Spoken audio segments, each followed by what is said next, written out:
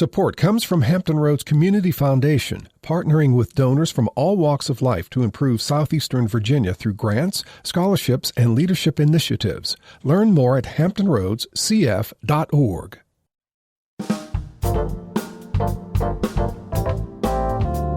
Hello, everyone. I'm Barbara Hamley. Think back to the time when you were in school and first learned of the Revolutionary War in America, probably around the 5th grade. Now, you may have learned that the British were referred to as redcoats because of their distinctive uniforms, and that colonists who supported Britain in the war were called Loyalists. But were you taught about Black Loyalists, enslaved and free persons of African descent who fought alongside the British during the war? Up next on this special 90-minute edition of Another View, a closer look at the fight for independence and promises made but not kept. Stay tuned. Another View will be right back after this national, regional, and local news from NPR and WHRO News.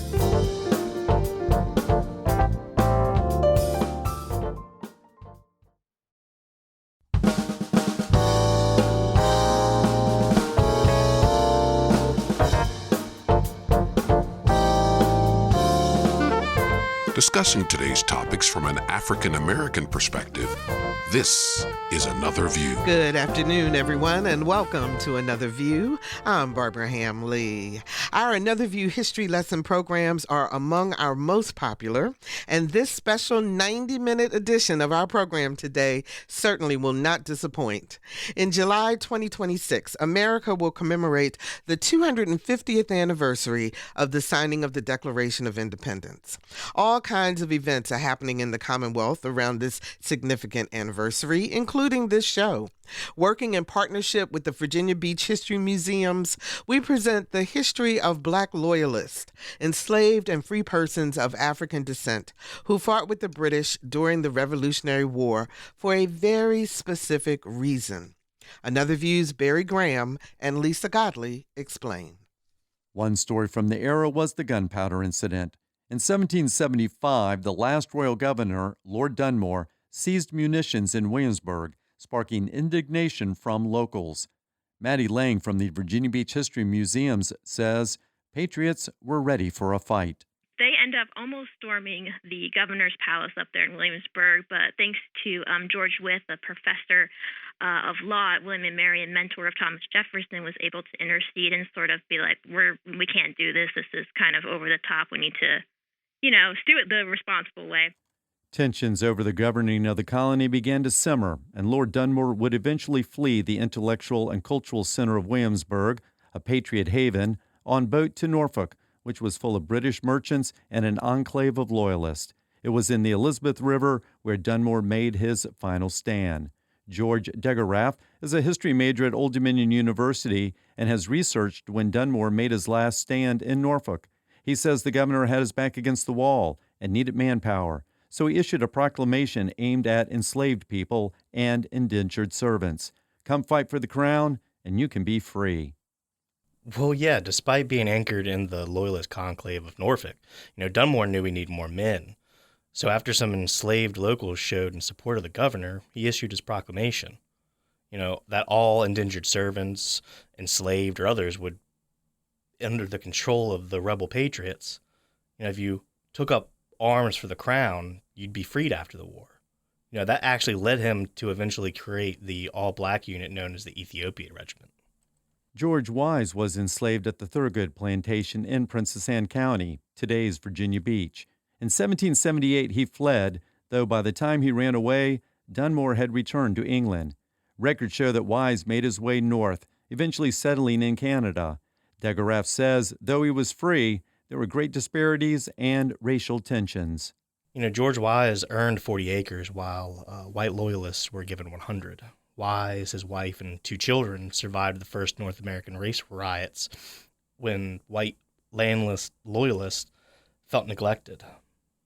Today, descendants of Wise and others still reside in Nova Scotia, and some have actually traced their roots back to Revolutionary Loyalists here in Virginia. Lang says American independence is a 2-part story. One, independence from British control and tyranny, and also and enslaved people's desire at freedom.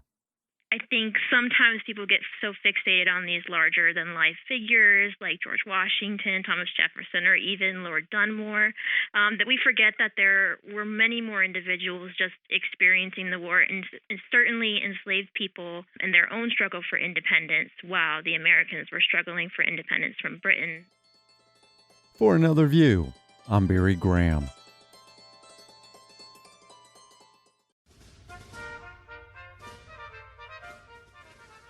We traveled through the northeast section of Matthews County and crossed a swing bridge to reach Gwynn's Island. According to historic counts, the island, which sits in the Chesapeake Bay, was purchased by one of the first English settlers, a man by the name of Hugh Gwynn, in 1642. But it wasn't until May of 1776 that it became a camp for several hundred once enslaved black men who would soon get their first taste of war as British soldiers. Maddie Lang with the Virginia Beach History Museums lays out the path that landed Lord Dunmore and about 600 Loyalists on Gwynn's Island. They were here for a number of reasons, mostly because Williamsburg became unsafe for Governor Dunmore, who was the last royally appointed governor of Virginia. And another reason they were here was they were hoping to outlast a smallpox outbreak that had started here in Virginia within the British camps. Lord Dunmore had hoped that the 4-mile-wide island would give his troops room and time to recover. Upon arrival, Dunmore's forces numbered about 600. It's estimated that about half of them were black, but according to one of Dunmore's captains, only about a third of his soldiers, black or white, were healthy enough to engage in battle. The majority had contracted smallpox, and that wasn't all. Several other unknown diseases were all running rampant through this group of Loyalists. For over a month, the soldiers who could set up camp on the island or manned the ships stationed in the Chesapeake Bay, protecting the island. There were a number of different enslaved individuals on this island, as well as Dunmore's Ethiopian regiment, which was tasked with fortifying the encampments on this bank of the island, which faced the rest of Virginia, where there was Patriot militia watching and waiting for Dunmore's next movements. Meanwhile, Lord Dunmore was trying to figure out how to ration the island's dwindling water supply. He'd also taken steps to inoculate the black soldiers against smallpox. However, a second deadly fever quickly swept through the Ethiopian regiment, leaving just 150 survivors. Lord Dunmore wrote that because of this fever, each of his ships were throwing 1 to 3 dead bodies overboard every night. Seeing the large number of bodies floating in the bay was encouraging to the Patriots. It was Patriot General Andrew Lewis who realized that only heavy artillery would force Dunmore to leave Gwynn's Island. So he began collecting cannons, each with enough firepower to hit Dunmore's camp and the 3 small ships that guarded the island. On January 9th at 8 a.m., Lewis opened fire with large, powerful cannons, smashing Loyalist ships and wounding soldiers. Dunmore's smaller cannons returned fire, but were too small to reach the Patriots stationed on the shoreline.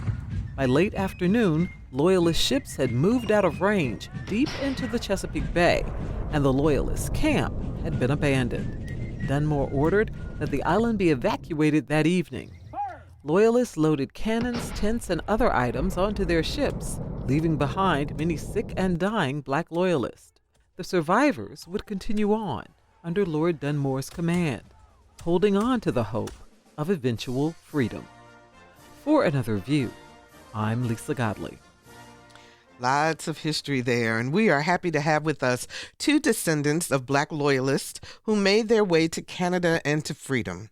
Andrea Davis is a Nova Scotian born of Black Loyalist descent with ancestral ties and relationships within the communities of Birchtown, Shelburne, and Black communities throughout Nova Scotia.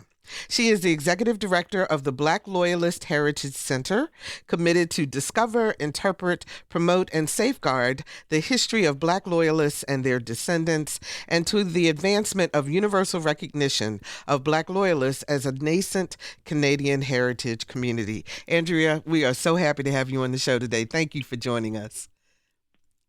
Thank you so much, Barbara. I'm so happy to be here. Absolutely. And Graham Nickerson was born in Shelburne, Nova Scotia, and can trace his family tree back to the original Black Loyalist settlers Titus Milner and Henry Gwynn. Graham spent much of his career as a marine scientist, but he's also a historian. In 2018, he began working on a Master of Arts in History, utilizing visualization to reimagine the way African Canadians are portrayed in the public memory. He is currently focusing on the network of disseminated sources of Black Loyalists to help construct a clearer picture of the Black Loyalist Society. Graham, how are you? Thank you so much for joining us. Thank you for having me. Absolutely. So I want to start with, once the war was over and the Loyalists lost, that people realized they needed to get out of the Americas and move north. Can you pick up the story from there in terms of what happens? I think I'll start with Graham and then come to you, Andrea. Thank you.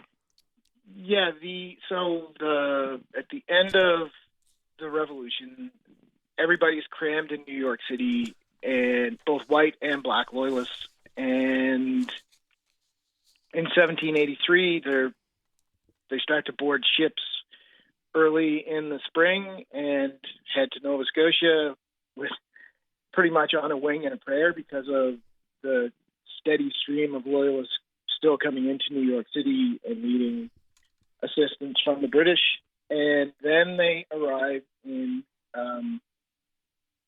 places like Shelburne, which was called Port Roseway at the time, St. John, the city at the mouth of the St. John River in what would become New Brunswick, and along the Bay of Fundy coast.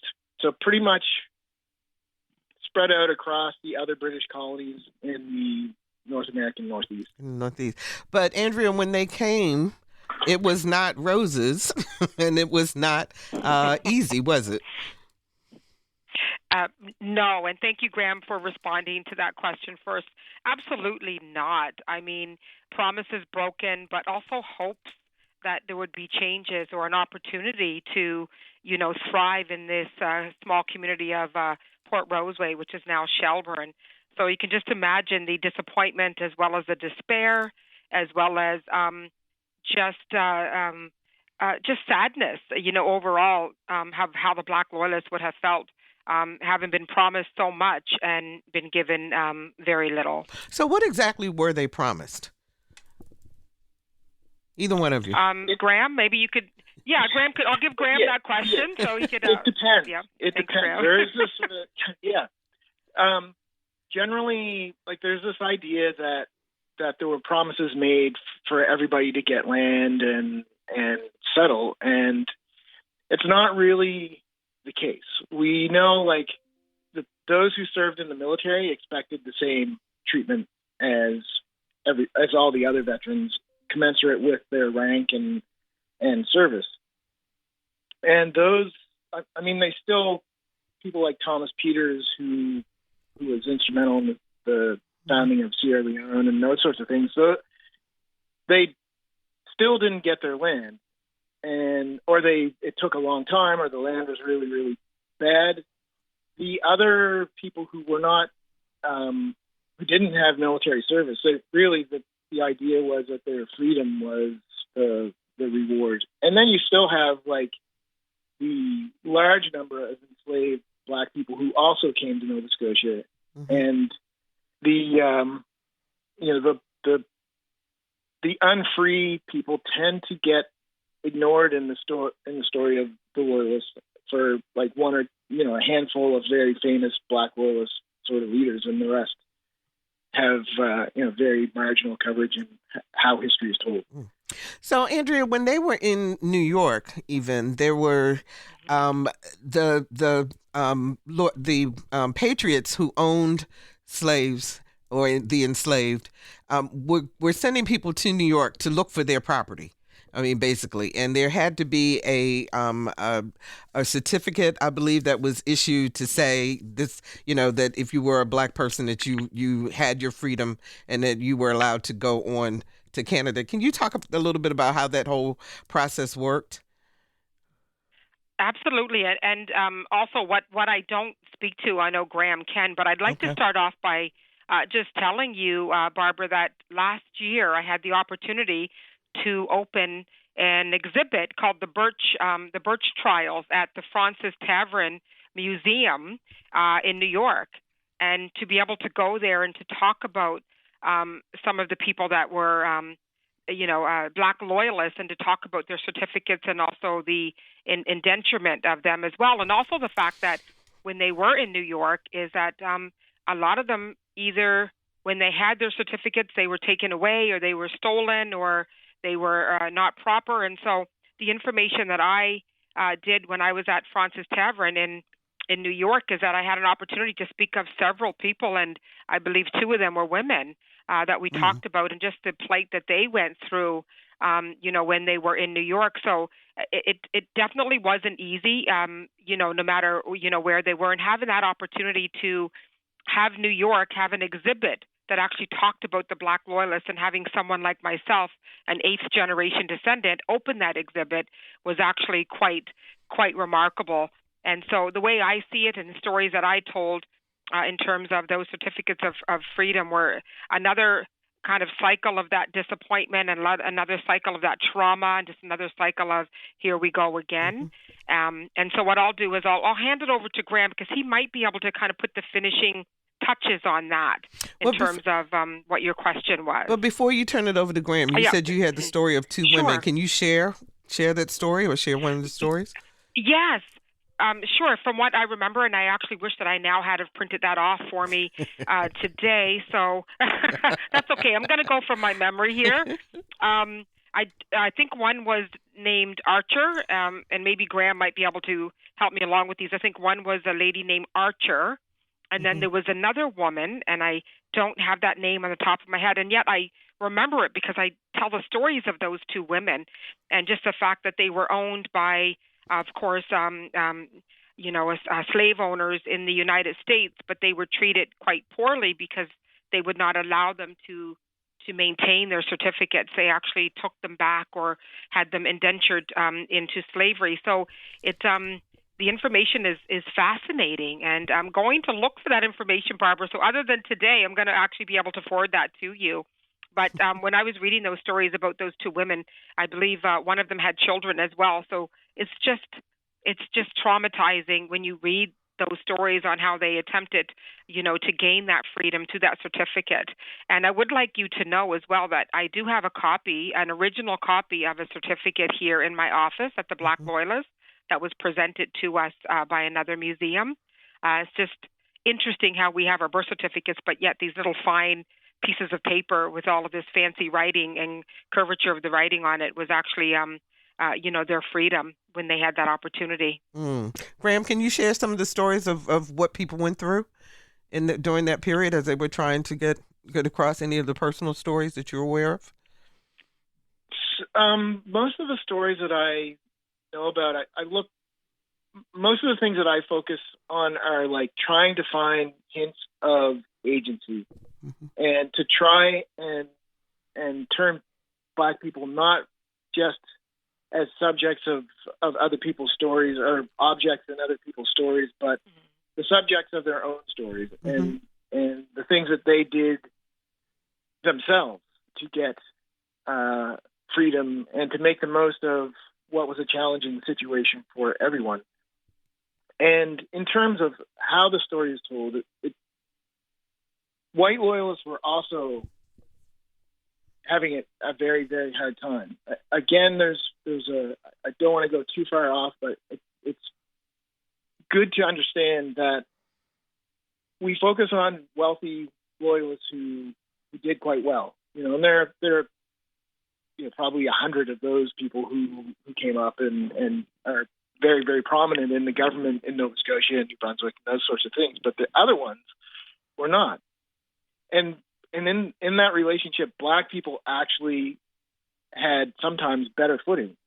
And there are sort of stories that you can dig up where like Black soldiers or auxiliaries in, say, the Wagon Master General's Department, they have an amount of power, and there are stories of them that, like, basically pilfering goods and being part of crime syndicates and all of those things that are natural to those sort of situations. And the other things that we see are, there is the story of white enslavers coming back into New York City to try and capture people, but there are stories too of my cat is yelling at me. Sorry if you hear that in the background. That's okay. We're good. And basically, they're making relationships with powerful white loyalists for protection. And there are documented cases of, like, slave owners wanting to come and get their what they perceive as their property back, but can't because of the social network that enslaved or formerly enslaved Black people have made. And those relationships, they survive all the way into Nova Scotia. As they go along. So both of you are descendants, and I would love to hear some stories about your ancestors and what you know about their story and their trip to Nova Scotia. And because obviously they wound up there since both of you live there now.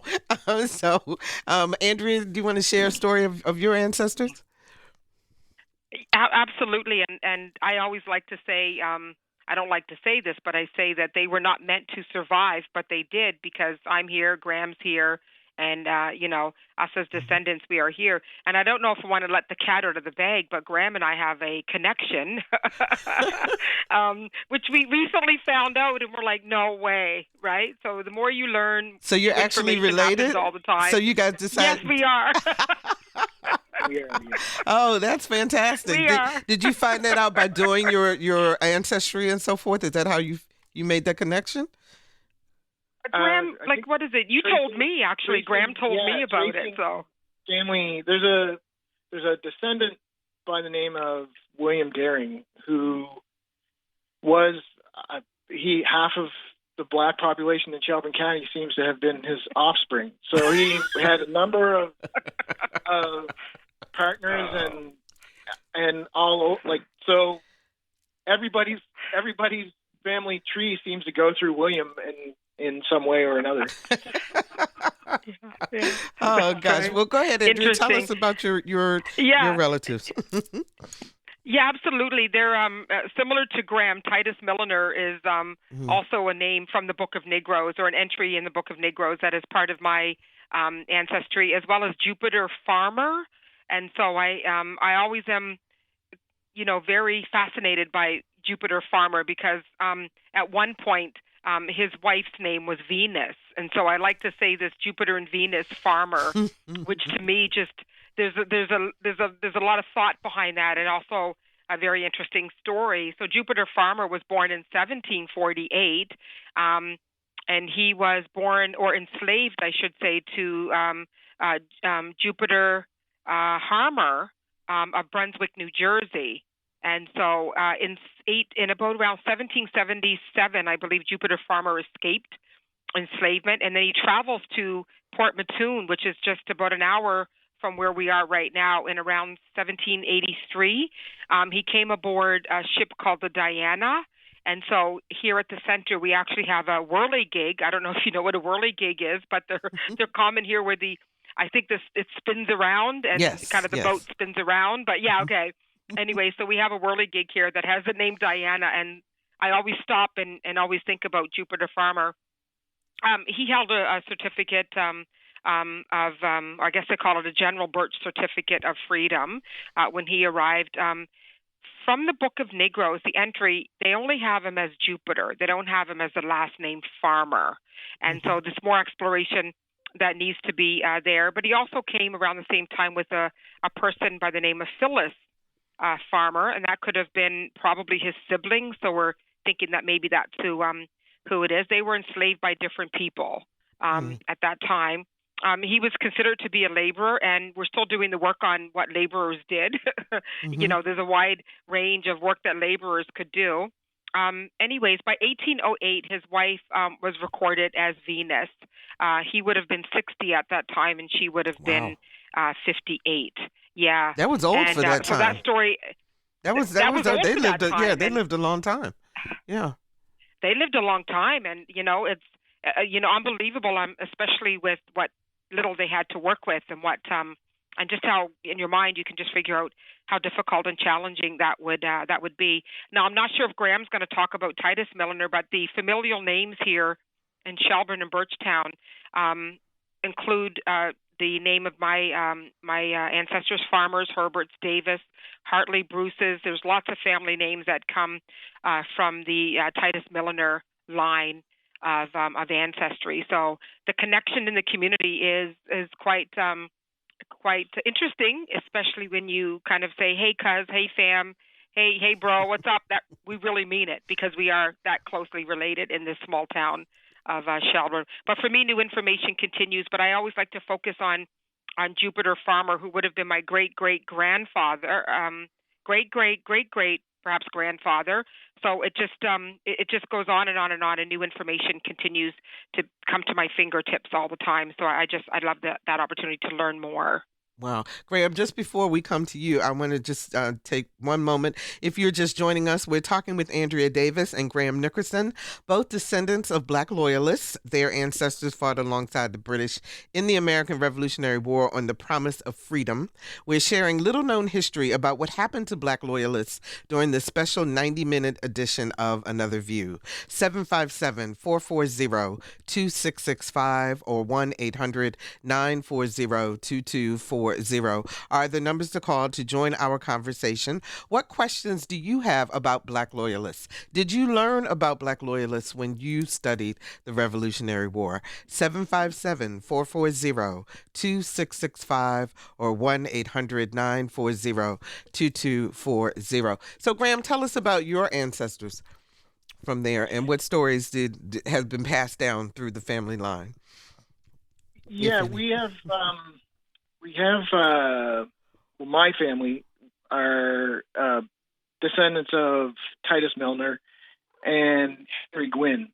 And so Titus is kind of hard to trace because his name is spelled Milner and Miller, and there's a Titus Miller that shows up. And so he bounces around in southern Nova Scotia and lives out his days there, essentially. And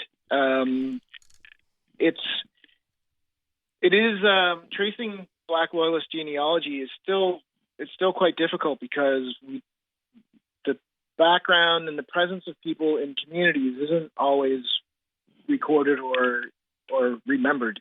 Mm-hmm. Even larger communities, they exist and then they go away and they don't seem to get the attention that they probably were due. So Titus, his story is still yet to be written in great detail.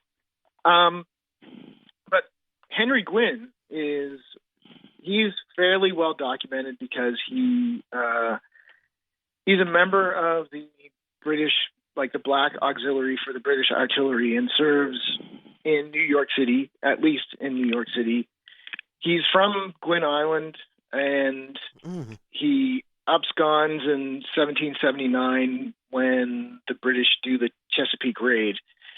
And just to kind of tie these things together of just how much history there is and how these stories interact and they intersect with everyone, is I live in a small community in rural New Brunswick that was settled by the 42nd Highlander descendants.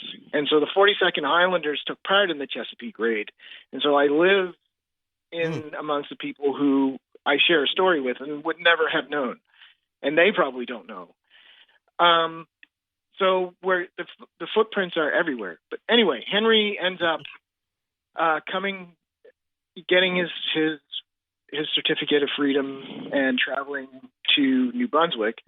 I believe his wife is Peggy Gwynn, and she is one of the few people who are on record for not having her certificate approved. And so supposedly she remains in New York City and is taken back to Virginia. But it's complicated, and I'm just looking at other sources, and it's a mess. So I'm just going to talk about Henry because the people come in and out of there. But Henry initially settles in a place called Milltown on the border between what was would have been like basically the international boundary between what remained of the British colonies in North America and the newly founded United States. They're probably there to build fortifications to defend the border, but then move off to St. John, New Brunswick, and he's awarded land there. I've been there. It's a big giant rock. Basically, there's no soil, and so he ends up going to Shelburne from there, and he ends up living in Shelburne. And by 1792, when a lot of the about a third of the Black Loyalists depart for Sierra Leone to settle that colony, he remains behind. And there's a petition with his name on it saying, look, we're not going, paraphrasing it, we're not going to Sierra Leone, but you're paying this much money for each person to go to Sierra Leone. Can we have that much money for remaining here? And in basically the shape of farm implements and livestock and those sorts of things. So they're working on farms in and around Shelburne. So when the research that I was doing, the soldiers, the Loyalists, were supposed to get about 200 acres of land, if I'm not mistaken, or they were to get land to live in town, and then the Black Loyalists were promised like 40 acres or 50 acres, a much smaller amount, but the terrain was not farmable, was it, Andrea? No, it was not farmable, and that's part of the downfall of this history. I'm out in Birchtown, which is about 8 minutes from Shelburne, so from what was Port Roseway, where the Black Loyalists would have what we call landed, and there was also a period of time where there was a race riot as well, within a year or so of them landing here and being pushed back to Birchtown, and just not. And I walk this land every day, and it was, you couldn't cultivate it. There was lots of big rocks as well that's on the land. It's really hard and really cold and harsh as well. So, and also the housing, or the pit houses that they would have lived in, would have been very difficult for them to even build probably proper houses. And so they would dig a hole in the ground and then put logs over top of that hole and just kind of pack it with moss. And that's how they would have stayed warm in the winter time. But one can only just imagine that, the land that we're on now is, it's still the same, of course, because it's not going to change. But the more you walk on it, the more you learn to respect the Black Loyalists who would have, thrived during that time, having nothing, no provisions, no ability to bring lumber during the walk into Shelburne town to grab whatever they needed and to get that work done. So no, the ground is still hard as a rock, and it seems defiant as well when you think about it. But the Black Loyalists, they made it work to the best of their ingenuity, and they thrived on it. And to this day, that's where we are. That's where we are situated today. On this native land of the Black Loyalists and the Indigenous, of course. Graham, the race. Talk to me about the race riots that happened, because it was the poor Loyalists. I mean, the feeling was that the Black Loyalists were taking jobs or taking their land, or they weren't being treated fairly. Is that accurate, or is it different? Yeah, the term race riot is, I think. There's a bit of mythology that's built around like North America's first race riot, and there were race riots before Shelburne, before 1783, even during the American Revolution or the Revolutionary War. Race is a big issue, right? That's why we were able to obtain our freedom in the first place. So race is an element. And again, this is like trying to look, instead of looking at it as white people did this thing and Black people were the target and the object of this activity, we have to look at the broader picture. And there's a whole lot of unrest happening in Shelburne. Race is part of it, but religion is part of it. Economics are part of it. Resentment against the British for not providing the adequate provisions and the quality of the land, and go on and on and on. And there was a lot of tension between both white loyalists in their own demographic, and with black people, but also because black people represented as agents of powerful white men, they were the sort of like target. And the other thing that's timed around leading up to the riot is we have David George, who's going around, and David George is painted as sometimes like a saint, but he's going around as a dissenting religious person, baptizing people and generally irritating the established order and upsetting the apple cart. Not only like he gets chased around by mobs of white people, but they kick him out of Birchtown as well because he represents a challenge to the established order. So he kind of started his own religion, or his own sect. Not what word am I looking for? Denomination, if you will. he kind of started his own. A proto-Baptist. Okay. So that started in Georgia. Is it Silver Bluff? And he brings the beliefs of that congregation to Nova Scotia with him. Was he the one who was where a white woman wanted to be baptized, and they said no? It was okay for him to baptize black people, but when a white woman wanted to be baptized by him, that caused a lot of consternation. Is that correct? That is the interpretation. It wouldn't have mattered if they were rainbow colored, because they didn't want him to baptize anybody. They didn't want they didn't want okay. they didn't want people being baptized. They didn't want the Congregationalist churches and the Anglican Church. They're seeing all of this deviation. It is kind of an extension of revolutionary thought in the 13 colonies, where the colonists want a Republican-style change, and David George represents that within the black community in terms of religion, of wanting decentralized power within the church, and the church is not wanting that to happen.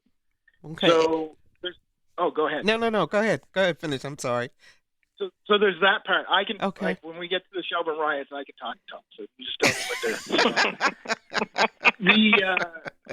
So there's that whole thing going on. And then there are the delays in getting land, the quality of land. But also at that time is when all the paramilitary black units show up. And the way that it's been described is that they're undercut wages. But these guys, they're not candlestick makers and cobblers. They are stevedores and sailors and military men, and they know what they're doing. They've had 4 or 5 years together to build a work gang, a network of labor. And so they show up, and they can work more cheaply, but they're also better.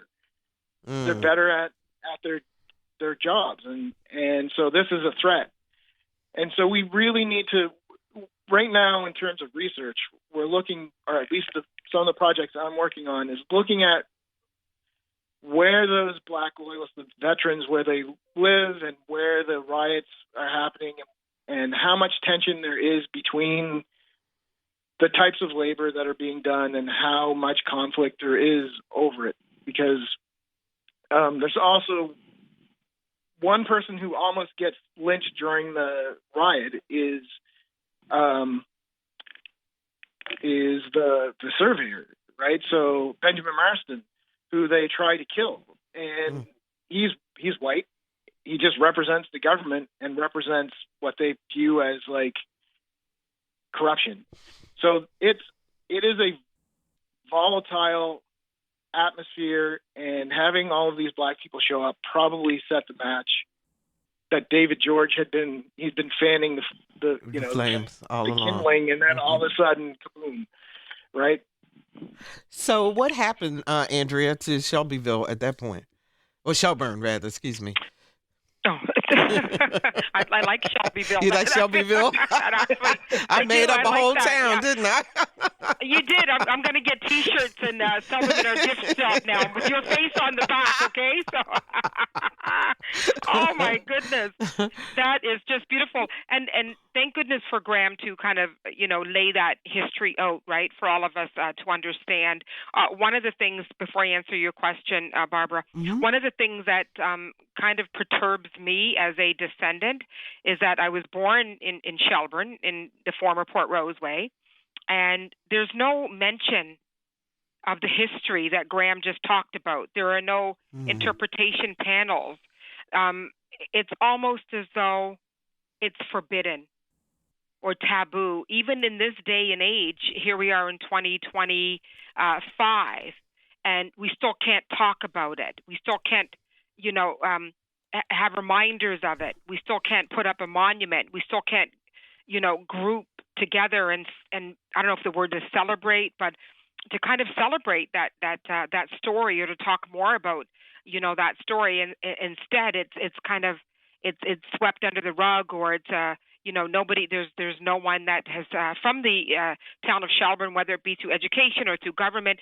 There's no one that really represents us and comes forward with that information. So Graham and I know that, or at least I know, growing up here in Shelburne and going to school and graduating out of high school here, I did not learn anything about Black history. I didn't know I was a descendant.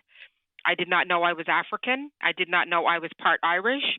I did not know a lot of things that happens in this town, and a lot of trauma happens as that as well. So again, before I answer the question, I just want to say I just learned recently about just the ability of the Black Loyalists to organize. So a lot of them were really well organized, and they could do little groups and do little private groups where nobody else could hear them talk. And if anybody had found out, then it would have been, perhaps another riot or war or whatever it was. So I just, in my mind, when I heard that information from someone who was here recently, it made me just think about the strength that we had as Black Loyalists and how those stories are buried.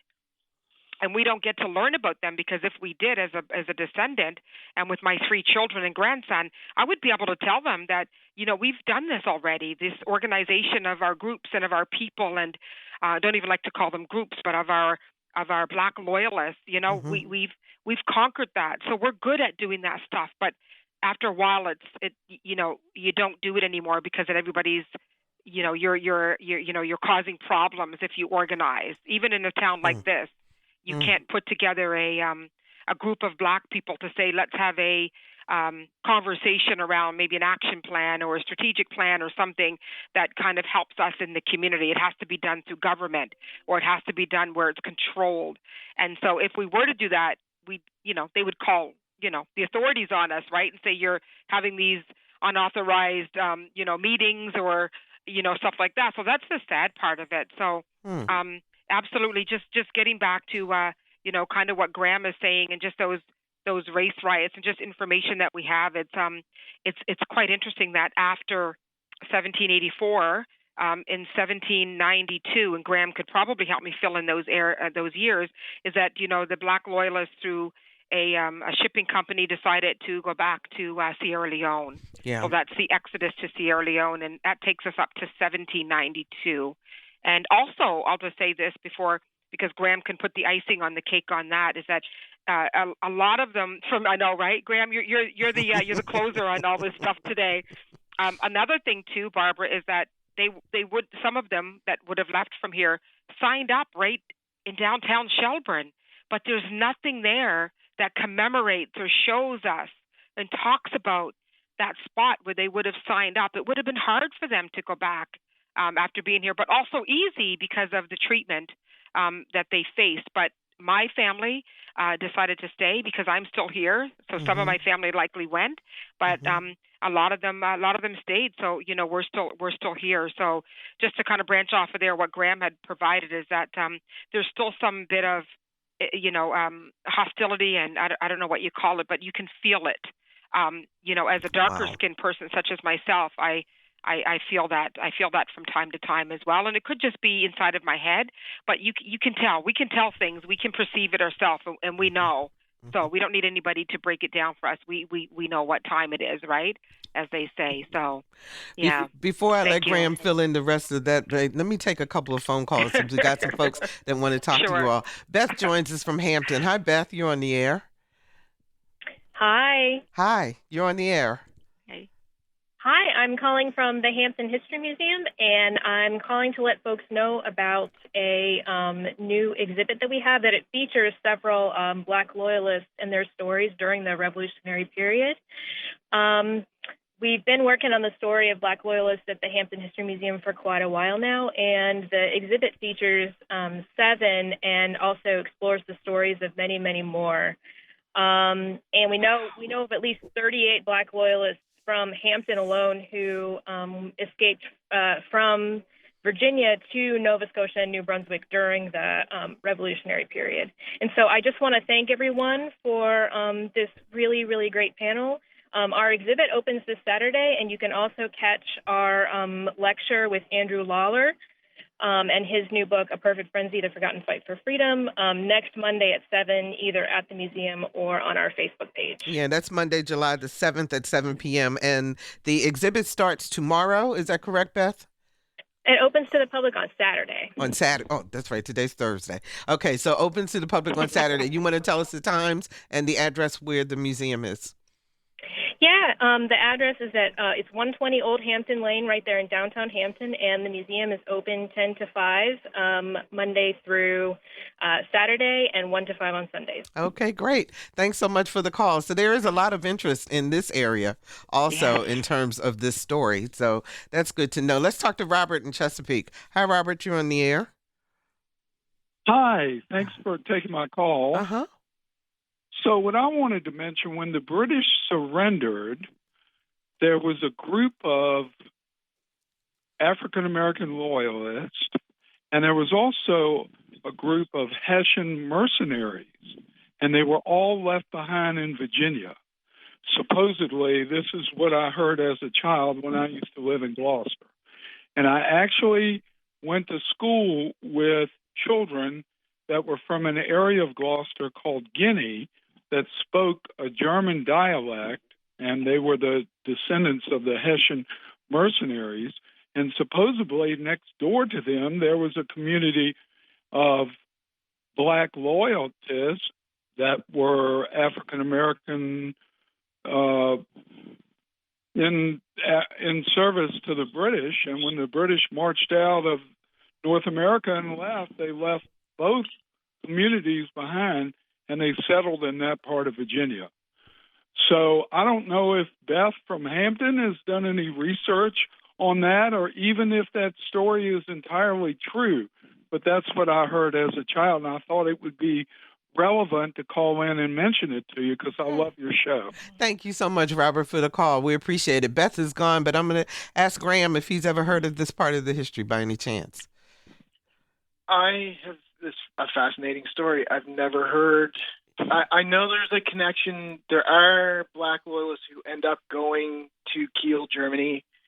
I think there's a drummer, and so I know of that connection. But so one thing to highlight is that what you have with the Black loyalists is we straddle 3 national creation myths around the Revolution.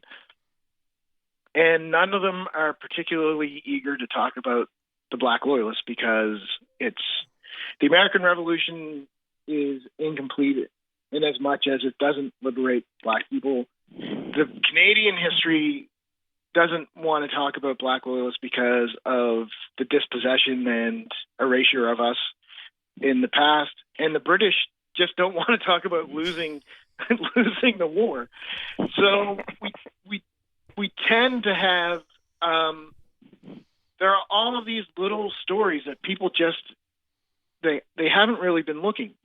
But coincidentally, there is another community. Again, it faded from history and memory. there was a place called Guinea Passage that in Nova Scotia, where it was a black settlement outside of the village then of Barrington. So the fact that the community where the people were speaking German was called Guinea probably ties to the place of origin for the enslaved or free black people who lived there. It's much the same as in Barrington. It was intended to denote that they were African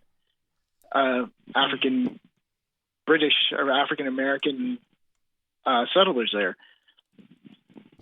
So I have a question for the two of you. Why would, and obviously you don't know why exactly, but what are your thoughts about why the Black Loyalists would even think that the British would actually keep their promise, considering that Loyalists had enslaved people here? So why would it be any different if they went to Canada? Was the dream of being free just so strong that they were holding on to hope after hope that this would in fact make a difference? Andrea. That is a fascinating question, and over the past amount of years, I've put myself in their place mentally to try to figure out or to break through. I don't know if that's the right word either, but to kind of just understand what would have been going, through their mind. And again, I go back to organization. Maybe they talked to each other and they said, this is the best plan for us. Like, let's all do this together. It's possible. Maybe some of them said, no, I don't like that. Let's try something else. But I also think about just smaller things such as fear, reprisal, sacrifice, those things that we still deal with today with what we call modern day, enslavement or slavery. We still prevent ourselves from uprising, or because there was just so many of them that had come, that were taken forced out of Africa. And I think we have information here that says 12.5, but then I hear there was a lot more than 12.5 million, but then I hear that there was a lot more than that. So that's a large, group of people, right? And you kind of just wonder about just freedoms and just accepting what is, what was, maybe by watching others, the other's demise, or whatever it could be. So mentally, you kind of position yourself, and especially in a community such as Shelburne, where I was, born and raised, and there was really no opportunities. Instead, it was more, I consider to be, downfalls of being black at that time, I guess. And I think about my mom, my dad. I think about my grandparents, great-grandparents. I think about just that consistent generational trauma too, that just keeps being handed over. And I inherited, and Graham will, at some point be able to, he's managed to, which, go ahead and continue the education in that field in terms of understanding history. But at the same time, it's one of those things that if you inherit, it's not gold.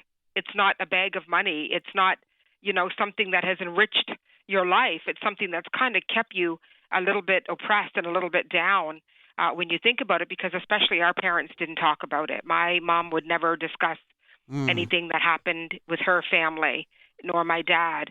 And so that part, too, is that we weren't given all of the information in order for us to work with. But then the education system became a failure to us as well, and the governments became a failure, to us as well. So here in this town of Shelburne, Barbara, we have basically two levels of government. We have a municipality, and then we have a town. And so both levels of that government, it's been hard for us to get apologies from them. It's been hard for them to recognize and to think about us in any situation in the town. In the town that's going on. And I'm going to come back to you, Graham, in just a moment. We need to take a quick break. So Another View will continue for another 30 minutes right after we take this quick station break with Barry Graham.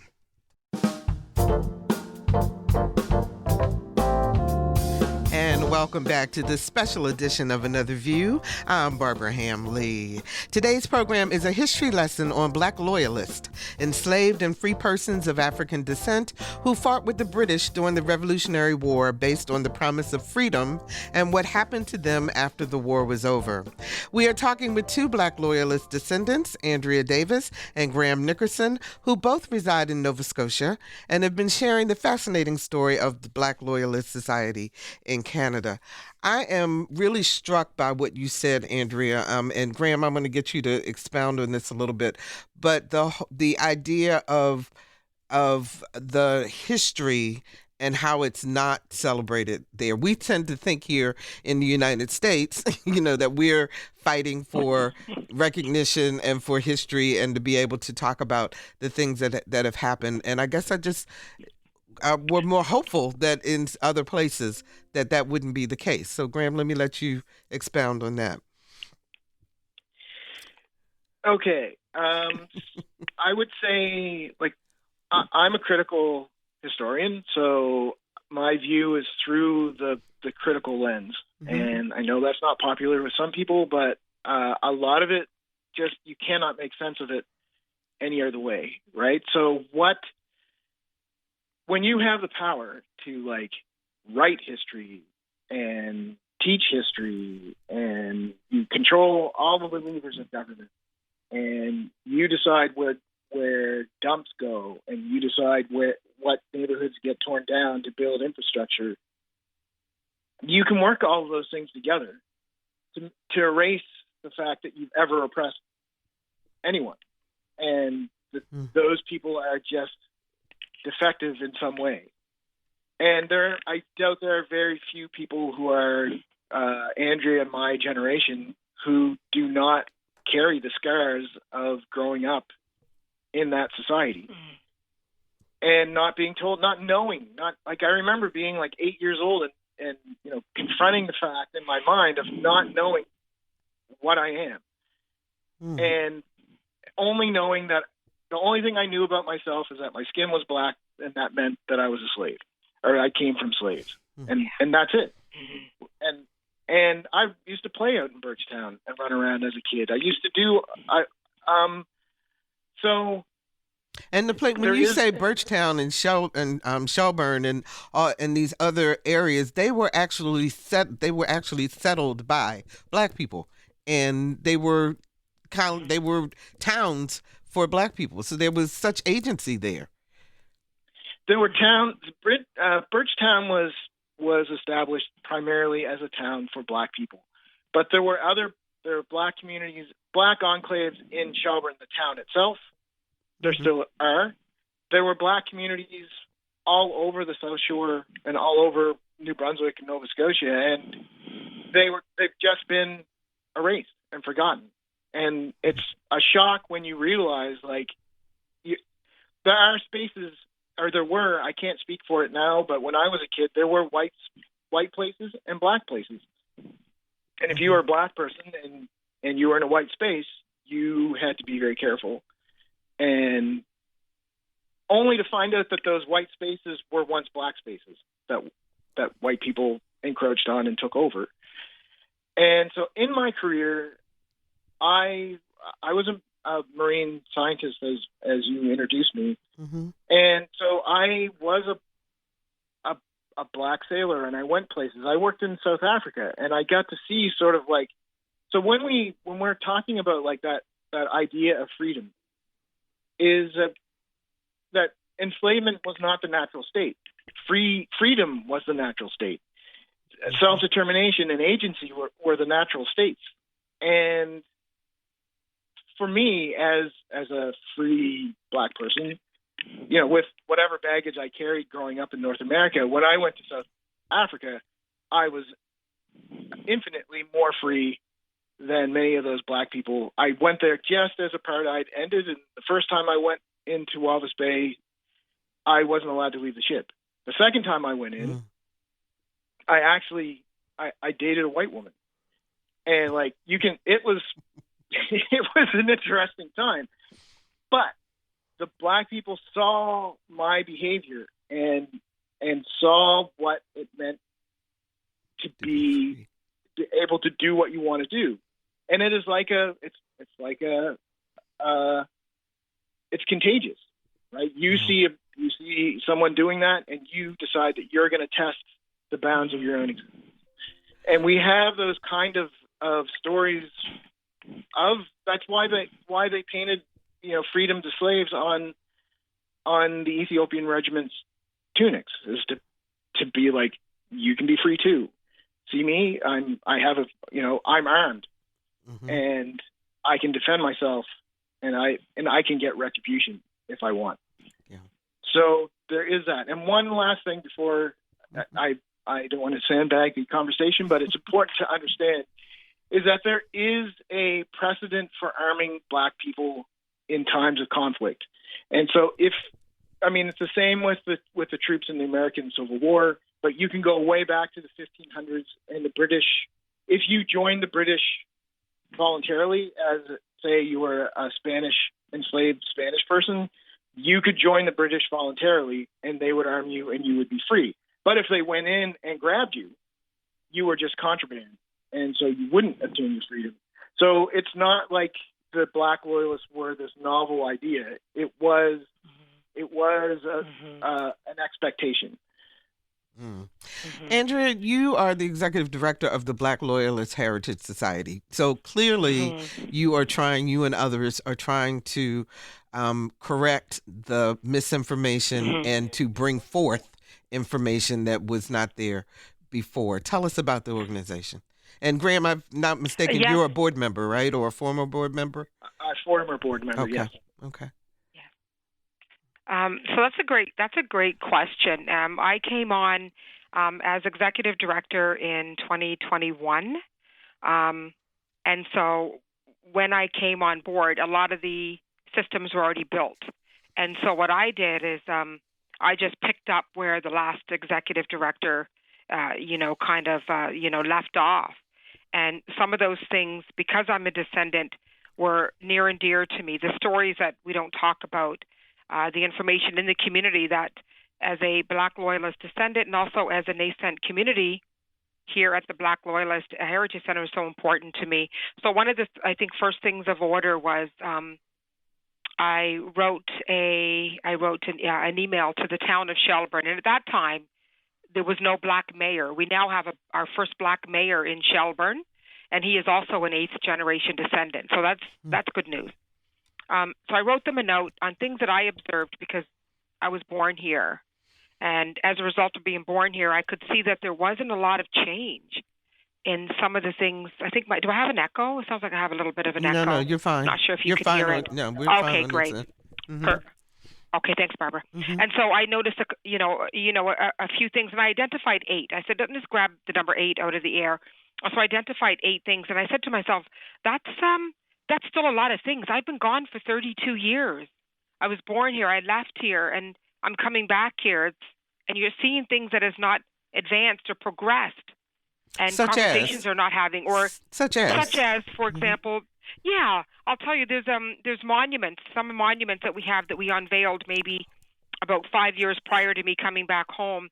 And as I drove past those monuments, whether they be, on the main street of Shelburne or over at the behind the church, I noticed that they were overgrown. I noticed that there was no one taking care of those things, and it would have been somebody's responsibility to, mow that area and tidy up that area.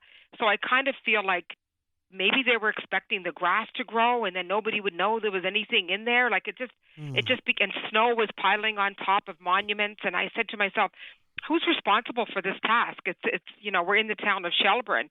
Our office, where I'm at, is in the municipality, so I'm with the municipal government outside town of Shelburne, but we still were in both places. So when I see things like that, those are just one of the things that really, bothers me. So what we did is we, this year, we are working on our strategic plan, our 5-year plan, and that plan is to kind of, set out and outline what we expect. And what we did with that is, Barbara, we went around to the community, we went around to government, to the high school, to other offices. We called people in for a consultation, and we said, what would you like to see us do? How would you like to see this unfold as a Black Loyalist community? Mm-hmm. And so we did that work, and then at the very last of that, we called a call to action, because we want to make sure that we're able to achieve what we've now written in our strategic plan.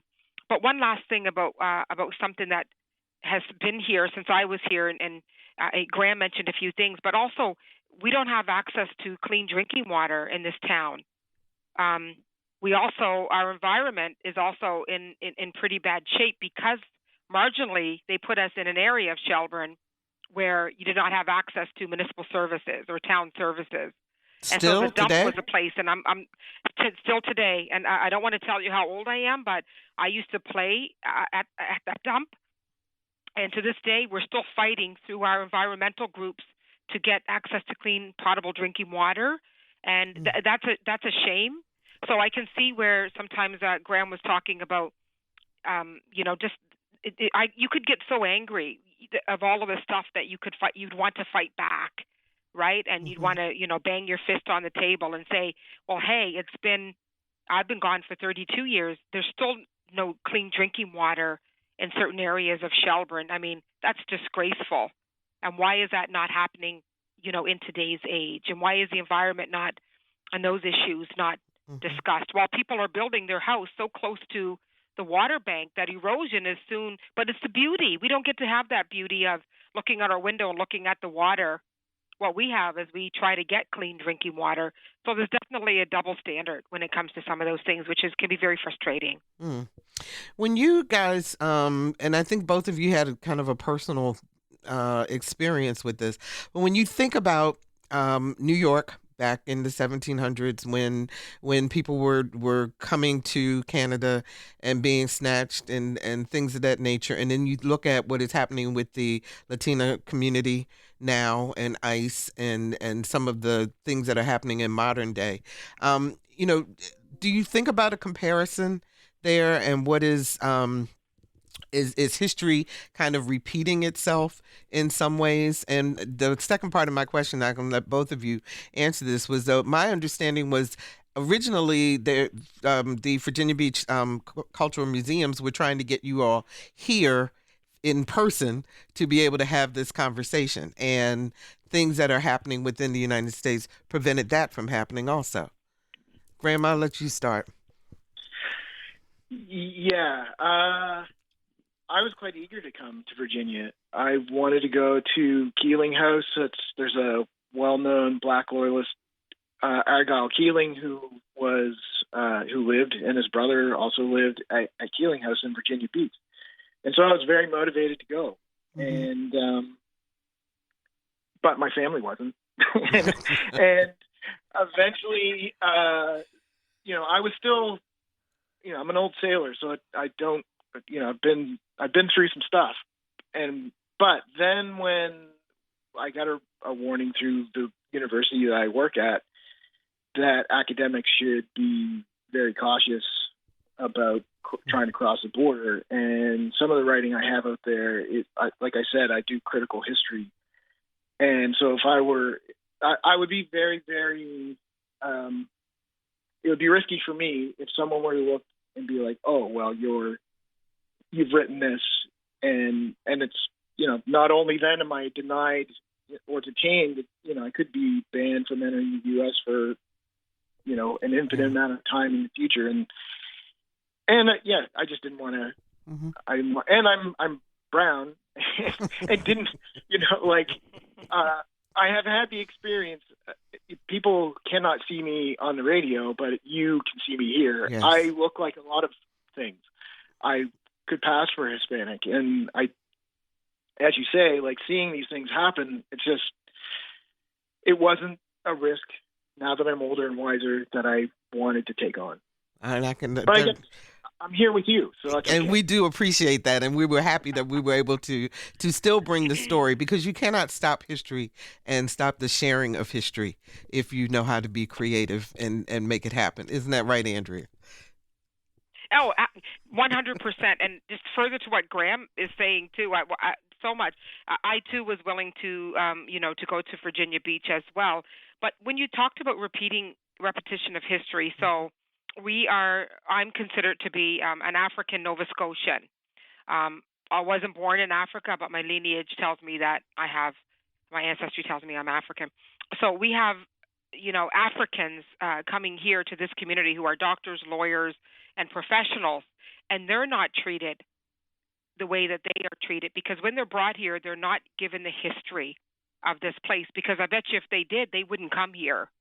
And so it's kind of a little hoodwinking when you think about it, when the doctors and professionals come here and they don't get a chance to either come out here to the center or have a sit-down in class of what that history, actually looks like. And I sometimes compare it to when you bring somebody here from Africa, you've got them out doing, axe throwing, and you've got them out doing fishing. I mean, the best thing to do is to bring them out here where it's home, so we can talk to them and have them feel the history and story. And so there's been a couple of Black doctors who have returned to other areas of the province and other areas of Canada, who have left here, as well as lawyers who in the school system here, their children are being ridiculed or called names. And so the history has repeated itself. And that's a sad thing, because it feels to me as though they kept just enough from us. So like Graham was saying, so between the age of 5 to my current age, there's a whole gap there where I learned absolutely nothing. And that's a shame, because here I am at my age, relearning and learning and unlearning and rethinking this history that should have been provided to me at an earlier age. Go ahead. If you're just joining us, this is a special edition of Another View in partnership with Virginia Beach History Museums, bringing you a history lesson on Black Loyalists as part of the 2026 commemoration of the 250th anniversary of the signing of the Declaration of Independence. I want to go back to you guys to talk about Sierra Leone. And Graham, I'm going to ask you to give us that history and how that happened. What's the connection between Shelburne and these other areas and Sierra Leone? Yeah, okay. I'm just trying to think of how to lay this out in a linear fashion. But essentially, the British, when they lose the 13 colonies, they're looking to replace those colonies with other places, and they're also having issues in India.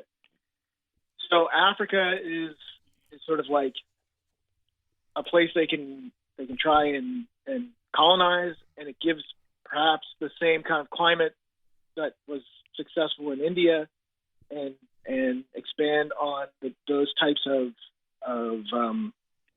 industries.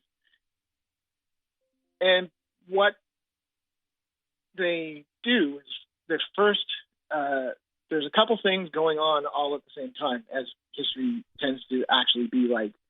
And so the Black Loyalist descendants who end up in Britain, they are not doing very well, and they're begging in the streets, and it's very embarrassing for the British government to have this symbol of the loss of the 13 colonies and the lack of Britain living up to its promises to Black veterans. Because these are mainly sailors and soldiers who end up in Britain. And so they're the soldiers, Black soldiers and veterans and invalids and those sorts of things are drawing a lot off of pensions and welfare. And so they come up with in 1787, the first attempt to colonize Sierra Leone is actually Black people from Britain.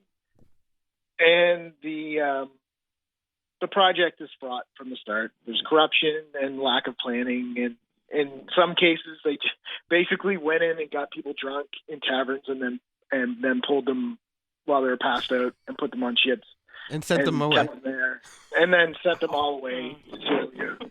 Wow. Unsurprisingly, that colony was an abject failure. People run away and into the join the local tribes, run into the woods or die. But what happens is there is this we call it the Black Atlantic, right? And so there is this other network of connections in the Atlantic Basin of Black people, and word reaches Britain, and there's an organization there called the Sons of Africa, and word travels to them of like talented Black labor in Nova Scotia and New Brunswick, and the idea is, those are the types of people that we want to build a colony around. Not these. They don't blame themselves, not the Sons of Africa, but the government and all of the backers of the project don't blame the corruption and the lack of planning. They blame the types of Black people who went from Britain. They weren't the right type of settler. So the Nova Scotians are the right type of settler, the right type of Black people. And so Jonathan Clarkson, who's an abolitionist, comes over with there's a leader here in between Nova Scotia and New Brunswick, Thomas Peters, who petitions the government as well, talking about just how corrupt the government is in Nova Scotia and New Brunswick, how they're not getting the land, the equipment they were promised. They're veterans. They deserve all of this stuff. So all of this stuff comes together, and we see, I think, 1,119 or something. Like, I can't remember the exact number.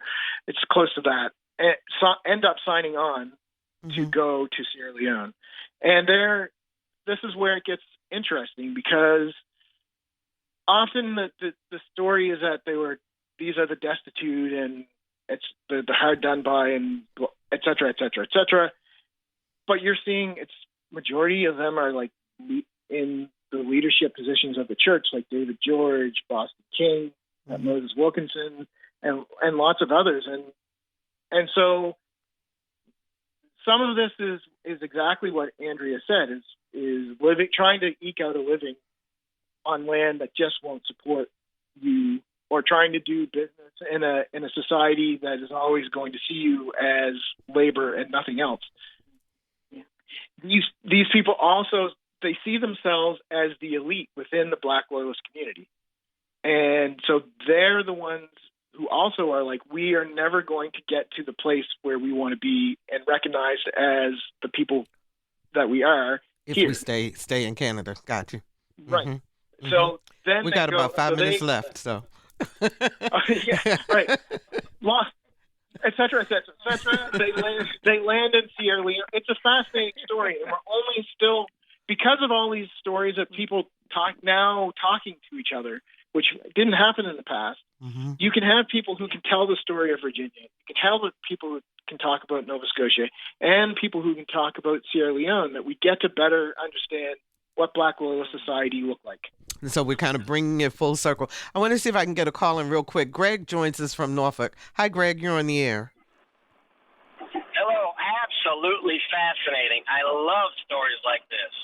Thank you. Stuff that you don't hear every day. And I just want to remind people that are listening that think like me, wow, this is fascinating. Never heard this before. There's a fight going on politically that they're trying to take funding away from this type of programming. It is imperative, because it's the only place I hear subject matter after subject matter after subject matter.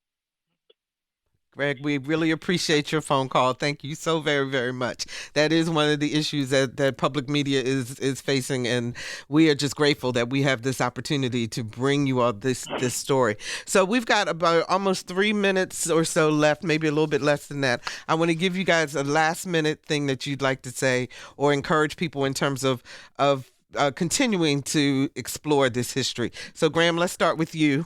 You got like a minute and a half. Okay.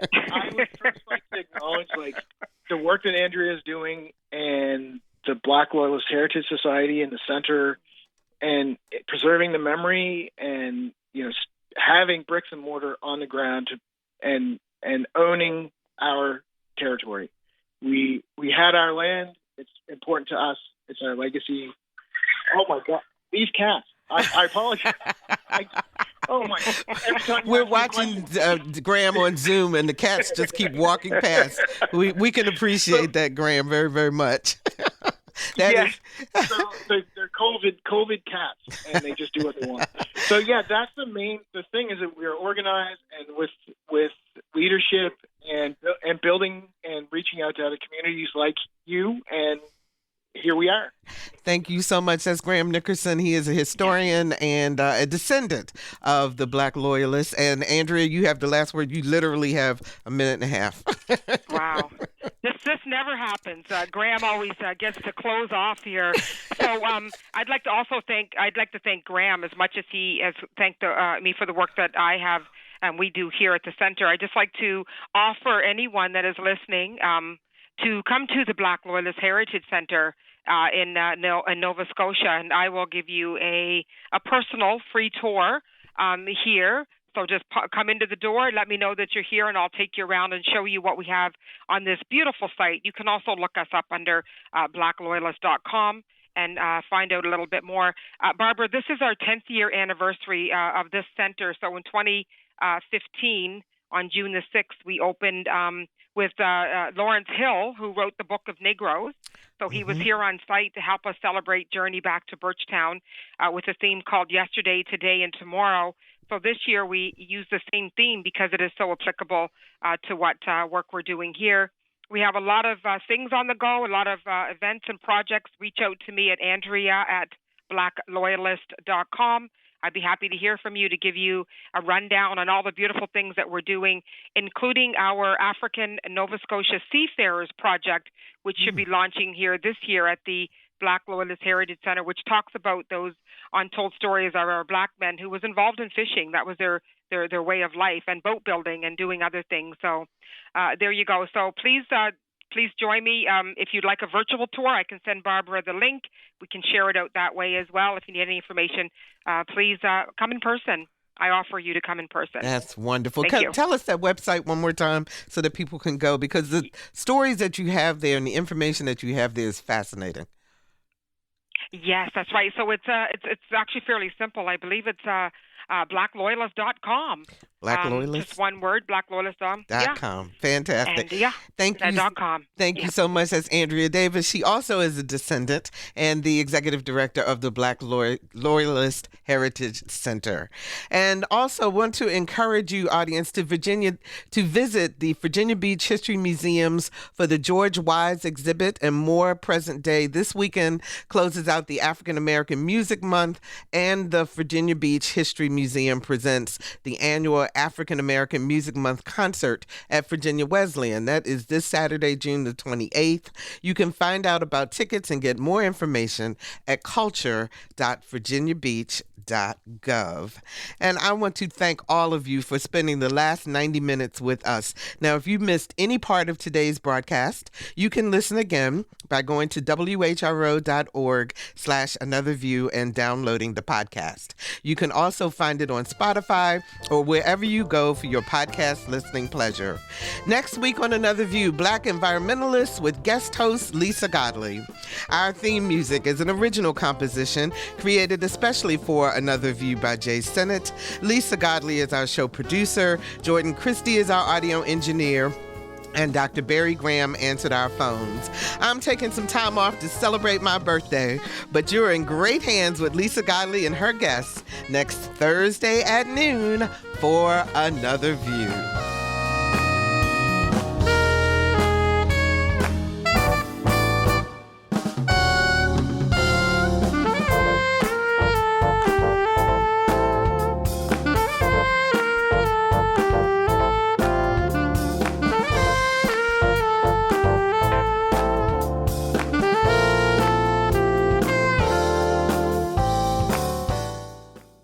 Support comes from Hampton Roads Community Foundation, carrying out your charitable wishes forever, whether it's helping shelter animals, feeding the homeless, enhancing the arts, or supporting students. Learn more at leaveabequest.org.